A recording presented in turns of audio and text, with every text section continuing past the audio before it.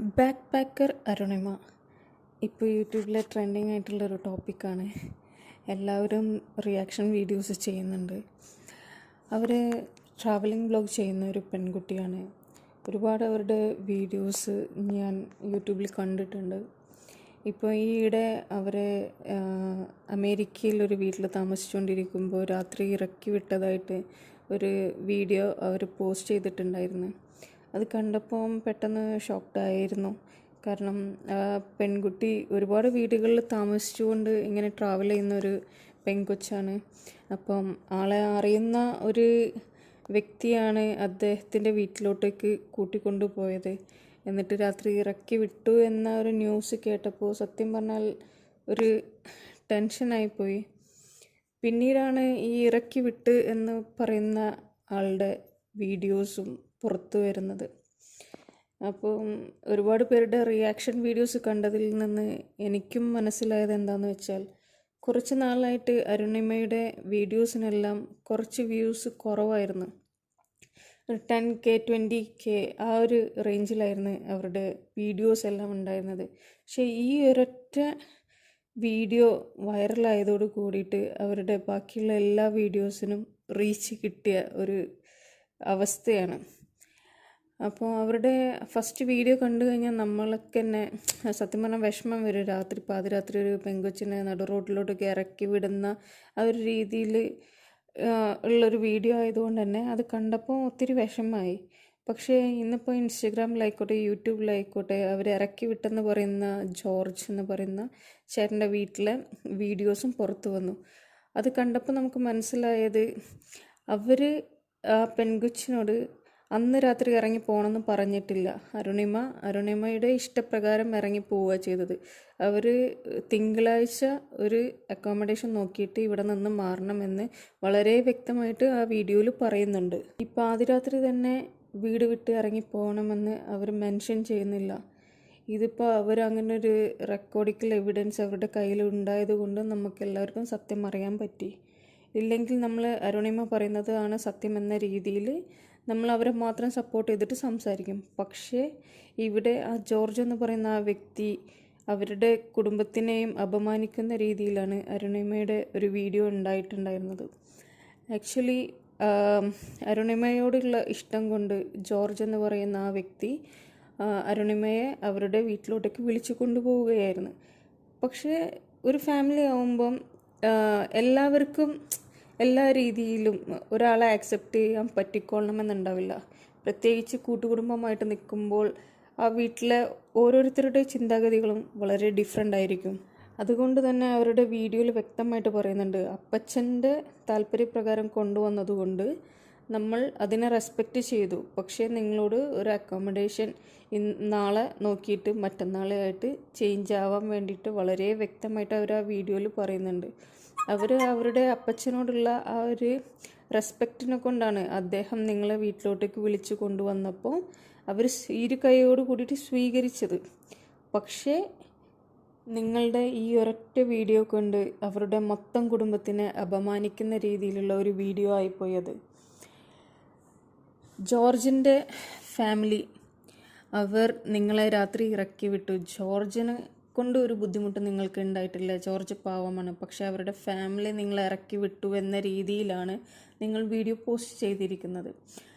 പക്ഷേ അവർ ഇന്നലെ ആയിട്ട് അവരുടെ ഒരു വീഡിയോ പുറത്ത് വന്നപ്പോൾ നമുക്ക് മനസ്സിലാക്കാൻ പറ്റുന്നത്, അവർ നിങ്ങളോട് വളരെ മാന്യമായിട്ടാണ് വേറൊരു അക്കോമഡേഷൻ നോക്കണം. ചിലപ്പം അവരുടെ അസൗകര്യങ്ങൾ, ഒരു വീട്ടിലോട്ട് നിങ്ങളാണ് അതിഥിയായിട്ട് ചെല്ലുന്നത്. അപ്പോൾ അവിടെ ഡിസ്കംഫർട്ടായിട്ട് അവർക്ക് തോന്നുന്ന എന്തെങ്കിലും ഉണ്ടെങ്കിൽ അവർ ചിലപ്പോൾ നിങ്ങളോട് മാന്യമായിട്ട് പറഞ്ഞിട്ടുണ്ടാവും, നിങ്ങൾ വേറൊരു അക്കോമഡേഷൻ നോക്കണം. സമയം തന്നിട്ടുമുണ്ട്. നിങ്ങളോട് അന്ന് പാതിരാത്രി ഇറങ്ങി പോകാൻ വേണ്ടിയിട്ട് ആരും പറഞ്ഞിട്ടില്ല. അത് നമുക്ക് ആ വീഡിയോന്ന് തന്നെ വ്യക്തമായിട്ട് കേൾക്കാവുന്നതാണ്. നിങ്ങൾക്ക് ഒരു ദിവസം സമയം തന്നിട്ടുണ്ട് ഒരു അക്കോമഡേഷൻ. കാരണം നിങ്ങളങ്ങനെ ട്രാവൽ ചെയ്ത് പോകുന്ന ഒരാളാണ്. അപ്പം നിങ്ങൾക്ക് നിങ്ങളെ സ്നേഹിക്കുന്ന ഒരുപാട് ആൾക്കാരുള്ളതാണ്. നിങ്ങൾ എവിടെ വേണമെങ്കിലും നിങ്ങൾക്ക് എന്താ പറയുക, ഒരു നൈറ്റ് തങ്ങാനുള്ള ഫെസിലിറ്റി ഉണ്ടാക്കാൻ കഴിയാവുന്ന ഒരു അല്ലെങ്കിൽ കഴിവുള്ളൊരു കുട്ടിയാണ് നിങ്ങൾ. കാരണം നിങ്ങൾ ഒരുപാട് വീഡിയോസിൽ നമ്മൾ കണ്ടിട്ടുണ്ട് നിങ്ങൾ ഓരോ വീട്ടിൽ അക്കോമഡേറ്റ് ചെയ്ത് നിങ്ങൾ ട്രാവൽ ചെയ്തുകൊണ്ടിരിക്കുന്നത്. അപ്പം അതൊന്നും ഒരു വലിയൊരു ഇഷ്യൂ ഉള്ള കാര്യമല്ല. പക്ഷേ നിങ്ങളിപ്പോൾ ചെയ്തത് വളരെ മോശമായിട്ടുള്ളൊരു കാര്യമായിപ്പോയി. ഇതിപ്പോൾ ആ മൊത്തം ഫാമിലിയെ നിങ്ങൾ ബ്ലെയിം ചെയ്ത പോലെ. ഇപ്പം നിങ്ങൾ ആ പാതിരാത്രി ആ വീട് വിട്ട് ഇറങ്ങിപ്പോന്നു. നിങ്ങളെ സ്നേഹിച്ച് ആ വീട്ടിലോട്ടേക്ക് വിളിച്ചു കൊണ്ടുവന്ന ആ ജോർജ് എന്ന് പറയുന്ന ആ വ്യക്തിയെക്കുറിച്ച് നിങ്ങൾ ആലോചിച്ചിട്ടുണ്ടോ? നിങ്ങളൊരു വീഡിയോ എടുത്ത് പോസ്റ്റ് ചെയ്ത് ആ വീഡിയോ അവരും കാണുമല്ലോ, അല്ലെങ്കിൽ അവരെ റിലേറ്റ് ചെയ്തിട്ടുള്ള ഒരുപാട് ആൾക്കാർ ആ വീഡിയോസ് കാണാനിടയുണ്ടാവില്ലേ? അപ്പോൾ ഇതുപോലൊരു ഇഷ്യൂ നിങ്ങൾ അവർക്കൊരു നെഗറ്റീവ് പബ്ലിസിറ്റി അല്ലേ കൊടുത്തിരിക്കുന്നത്.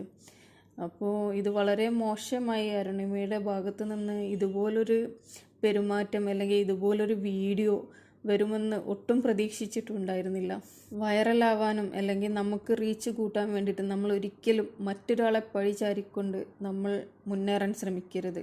അതൊരിക്കലും നമുക്ക് നല്ലതിനായിരിക്കില്ല. ഒരു നിമിഷം ചിലപ്പോൾ നിങ്ങളുടെ ഒരു വീഡിയോസും മറ്റുള്ള വീഡിയോസും ചിലപ്പം വൈറലായിക്കോളാം.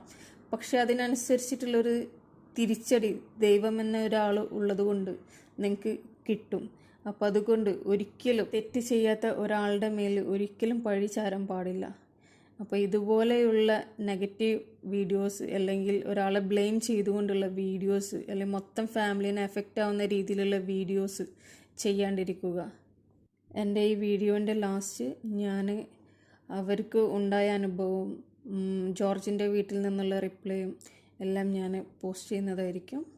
നിങ്ങൾക്ക് വീഡിയോ ഇഷ്ടപ്പെടുകയാണെങ്കിൽ ലൈക്ക് ചെയ്യുക, ഷെയർ ചെയ്യുക, സബ്സ്ക്രൈബ് ചെയ്യുക. ഞാനിത് ഇപ്പോൾ നിൽക്കുന്നത് US ന്യൂജേഴ്സി എന്ന് പറഞ്ഞിട്ടുള്ള സ്ഥലത്താണ്. ഞാനിതാ ഈ ഒരു ഈ വീട്ടിലാണ് ഞാൻ താമസിച്ചുകൊണ്ടിരുന്നത് കേട്ടോ. അപ്പോൾ ഈ വീട്ടിൽ എനിക്ക് 4 വർഷമായിട്ട് അറിയുന്ന ഒരു പുള്ളിക്കാരനാണ് ജോർജ് എന്ന് പറഞ്ഞത്. ആൾ ഭയങ്കര പാവമായിരുന്നു. എന്നെ എയർപോർട്ടിൽ നിന്നൊക്കെ വിളിച്ചു. ഞാൻ ഈ പുള്ളിക്കാരൻ്റെ വീട്ടിലൊക്കെ പോയി താമസിച്ചു. അവരുടെ മക്കളുടെ വീട്ടിലും, അതായത് ആള് വലിഞ്ഞേറി വന്ന പോലെയാണ് ആള് ഇവിടെ താമസിക്കുന്നത്. അത് എനിക്കറിയില്ലായിരുന്നു. എൻ്റെ അടുത്ത് സ്നേഹത്തോടെ വിളിച്ചു ഇവിടെ വന്ന് താമസിക്കാൻ പറഞ്ഞപ്പോൾ ഒരുപാട്, നിങ്ങൾക്ക് അറിയാം, എൻ്റെ വീഡിയോയിൽ കാണുന്നവർക്ക് അറിയാം, ഞാൻ ഒരുപാട് വീടുകളിൽ പോയിട്ട് അങ്ങനെ താമസിക്കാറുണ്ട് എന്നെ സ്നേഹത്തോടെ വിളിക്കുമ്പോൾ. സോ ഞാൻ അങ്ങനെ ഇവിടെ വന്ന് താമസിച്ചതാണ്. പക്ഷേ അമേരിക്ക വന്ന ഫസ്റ്റ് ഡേയിൽ 2ാമത്തെ ദിവസമാണെന്ന്. 2ാമത്തെ ദിവസം ഞാൻ ഇങ്ങനെ ഉണ്ടാവുമെന്ന് ഞാൻ വിചാരിച്ചില്ല.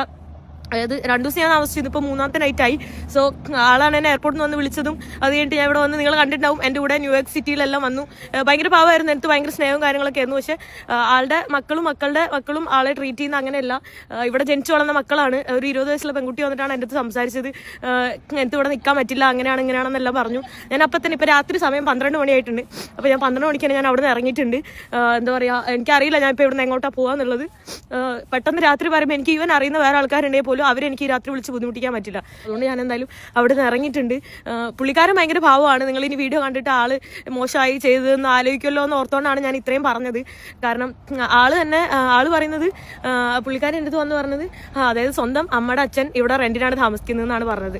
അതായത് മേ ബി അമേരിക്കയിലെ കൾച്ചർ അങ്ങനെ ആയിരിക്കും, ഇവിടെ ജനിച്ചു വളർന്ന മലയാളീസും അല്ലെ അങ്ങനെ ആയിരിക്കും കൾച്ചർ. എന്തായാലും ഞാൻ ഈ വീട്ടിലിരുന്നാണ് താമസിച്ചത്. അപ്പോൾ എന്താ പറയുക, എനിക്ക് ഭയങ്കര എനിക്ക് എന്നെ ഇറക്കി വിട്ടാലല്ല എനിക്ക് വിഷമം. കാരണം ആ പുള്ളിക്കാരൻ എൻ്റെ അടുത്ത് അത്രയും ഭയങ്കര സ്നേഹത്തോടാണ് എൻ്റെ അടുത്ത് സംസാരിച്ചിട്ടുണ്ടായിരുന്നത്.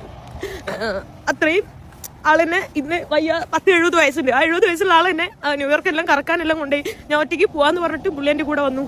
അതായത് അത്രയും എനിക്ക് എന്താ പറയുക, ആള് ഇത്രയും ഇവിടെ ഇങ്ങനെ സ്വന്തം മകളുടെ വീട്ടിൽ ഇങ്ങനെ ഇതായി നിൽക്കുവാന്നൊന്നും എനിക്കറിയില്ലായിരുന്നു. കാരണം 4 വർഷമായിട്ട് എനിക്കറിയാം ഞാൻ US വരുന്നു. എത്ര വിസ കൊടുക്കുന്നതിന് മുന്നേ തന്നെ വിസ കൊടുക്ക് എന്നാൽ US വരുന്നത് അങ്ങനെ പറഞ്ഞ് വിളിക്കുന്ന ഒരു പാവം പുള്ളിയായിരുന്നു. പക്ഷെ മക്കളൊക്കെ ഇങ്ങനെയാണ് സ്വന്തം അച്ഛനോടൊക്കെ ഇങ്ങനെ കാണിക്കുന്നതെന്ന് എനിക്കറിയില്ലല്ലോ. എന്തായാലും ഇവിടെ എന്താ ചെയ്യേണ്ടതെന്ന് എനിക്കറിയില്ല. ഞാനിപ്പോൾ ഇവിടെ നടുറോട്ടിലേക്ക്, ഇവിടെയാണ് ഇപ്പോൾ മഴയും നല്ല തണുപ്പൊക്കെയാണ്. ഇപ്പോൾ ഒരു 6 ഡിഗ്രി ഒക്കെയാണ് ഇവിടെ ഉള്ളത്. നിങ്ങൾക്ക് കാണുന്നുണ്ടാവും, ഫുൾ ഫോഗായിട്ട് ഇരിക്കുന്നു. അപ്പോൾ എനിക്കറിയില്ല ഞാൻ എന്താ ചെയ്യേണ്ടത്. മൺഡേ മോർണിംഗ്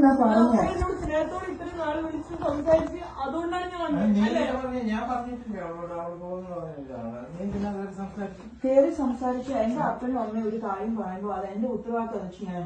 അപ്പച്ച വേണ്ടാത്ത പ്രശ്നം ഇവിടെ ഉണ്ടാക്കില്ല. ഇപ്പം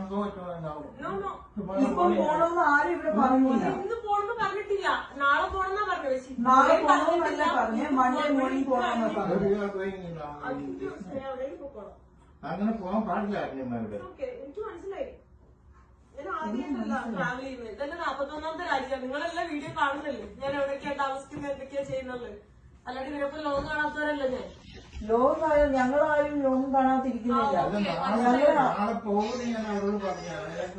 അത് ഞാൻ ഓൾറെഡി പറഞ്ഞായിരുന്നു എനിക്ക് ഫ്ലൈറ്റ് ഉണ്ട്. അത് ഞങ്ങൾ പോണെന്ന് പറഞ്ഞില്ല. നാളെ പോകും. It's okay. അത് നാളെ പോണെന്ന് പറഞ്ഞില്ലേ? ഞാൻ നാളത്തേക്ക് വേറെ അക്കോമഡേഷൻ നോക്കണം. മൺഡേ മോർണിംഗ് ആകുമ്പോഴത്തേക്കാണ് ഞാൻ പറഞ്ഞത്. I did not say tomorrow. Do not try. Okay, നാളെ നോക്കാം. യാ, അതിന്റെ അർത്ഥം എന്തുവാ? എനിക്ക് നിങ്ങളുടെ നാട്ടിലുള്ള രീതിയിലല്ല ഞാൻ സംസാരിക്കുന്നത്. എന്റെ അപ്പനും അമ്മ എന്നെ സ്കൂളിൽ വിട്ട അതുപോലെയൊക്കെയാണ് ഞാൻ സംസാരിക്കുന്നത്. Do not disrespect me in my home. And that's the tone that both of you guys are taking. അതുകൊണ്ടാണ് ഞാൻ ഇറങ്ങുന്നത്, മനസ്സിലായില്ലേ? അതായത് എന്റെ അടുത്ത് അതേ രീതിയിലാണ് സംസാരിച്ചത്. അല്ല. അതാണ് ഞാൻ അവിടെ നിൽക്കാത്തത്. Oh my God. ഞാൻ ഇത്രയും പറഞ്ഞിട്ട് ഇവിടെ നീ എന്നോട് പറയാതെ ഇപ്പൊ അവരോട് സംസാരിക്കുന്നത്. നീ എന്നോടല്ലേ ആദ്യം പറയാം. നാളെ പോണോന്നല്ലേ പറഞ്ഞേ? മൺഡേ പോണെന്ന് പറയുമ്പോൾ ഇന്ന് തന്നെ ഞാൻ ഇവിടെ നിൽക്കാൻ പറ്റിയ വലിയൊരു പറഞ്ഞല്ലോ. മൺഡേ മോർണിംഗ് എന്നാ പറഞ്ഞേ. എന്നോട് സ്നേഹത്തോടെ ഇത്രയും നാൾ വിളിച്ച് സംസാരിച്ച് അതുകൊണ്ടാണ് ഞാൻ നീ വന്നത്. ഞാൻ പറഞ്ഞിട്ടില്ല അവളോട്. അവൾ പോകുന്നു പറഞ്ഞിട്ടാണ്. നീ പിന്നെ അതൊരു സംസാരിച്ചു. കേറി സംസാരിച്ച എന്റെ അപ്പനും അമ്മയും ഒരു കാര്യം പറയുമ്പോ അത് എന്റെ ഉത്തരവാദിത്തം ചെയ്യാന്. അപ്പച്ച വേണ്ടാത്ത പ്രശ്നം ഇവിടെ ഉണ്ടാക്കില്ല. You don't go to an hour. No, no. ഇപ്പൊ പോണോന്ന് ആരും ഇവിടെ പറഞ്ഞില്ല. ഇന്ന് പോണെന്ന് പറഞ്ഞിട്ടില്ല, നാളെ പോണെന്നാ പറഞ്ഞത്. നാളെ പോണോന്നല്ല പറഞ്ഞേ, മൺഡേ മോർണിംഗ് പോണോന്നാ പറഞ്ഞു. You are going in now. അങ്ങനെ പോകാൻ പാടില്ല അന്യന്മാരുടെ. എനിക്ക് മനസ്സിലായി. ഞാൻ ആദ്യമായിട്ടല്ല ട്രാവൽ ചെയ്യുന്നത്. ഇതന്നെ 41ാമത്തെ രാജ്യമാണ്. നിങ്ങളെല്ലാം വീഡിയോ കാണുന്നല്ലേ ഞാൻ എവിടെയൊക്കെയാ താമസിക്കുന്നത്, എന്തൊക്കെയാ ചെയ്യുന്നത്. അല്ലാണ്ട് ഇവരൊക്കെ ലോകം കാണാത്തവരല്ല ഞാൻ. ലോകമായാലും ഞങ്ങളാരും ലോകം കാണാതിരിക്കുന്നില്ല. നാളെ പോകുന്നു ഞാൻ അവരോട് പറഞ്ഞാണ്. നാളെ അത് ഞാൻ ഓൾറെഡി പറഞ്ഞായിരുന്നു എനിക്ക് ഫ്ലൈറ്റ് ഉണ്ട്. അല്ല ഞങ്ങൾ പോണെന്ന് പറഞ്ഞില്ല. നാളെ പോകും. It's okay. അത് നാളെ പോണെന്ന് പറഞ്ഞില്ലേ? ഞാൻ നാളത്തേക്ക് വേറെ അക്കോമഡേഷൻ നോക്കണം. മൺഡേ മോർണിംഗ് ആകുമ്പോഴത്തേക്കാണ് ഞാൻ പറഞ്ഞത്. I did not say tomorrow. Do not try. Okay, നാളെ നോക്കാം. യാ, അതിന്റെ അർത്ഥം എന്തുവാ? എനിക്ക് നിങ്ങളുടെ നാട്ടിലുള്ള രീതിയിലല്ല ഞാൻ സംസാരിക്കുന്നത്. എന്റെ അപ്പനും അമ്മ എന്നെ സ്കൂളിൽ വിട്ട അതുപോലെയൊക്കെയാണ് ഞാൻ സംസാരിക്കുന്നത്. Do not disrespect me in my home. And that's the tone that both of you guys are taking. അതുകൊണ്ടാണ് ഞാൻ ഇറങ്ങുന്നത്, മനസ്സിലായില്ലേ? അതായത് എന്റെ അടുത്ത് അതേ രീതിയിലാണ് സംസാരിച്ചത്. അല്ല. അതാണ് ഞാൻ അവിടെ നിൽക്കാത്തത്. Oh my God. ഞാൻ ഇത്രയും പറഞ്ഞിട്ട് ഇവിടെ നീ എന്നോട് പറയാതെ ഇപ്പൊ അവരോട് സംസാരിക്കുന്നത്. നീ എന്നോടല്ലേ ആദ്യം പറയാം.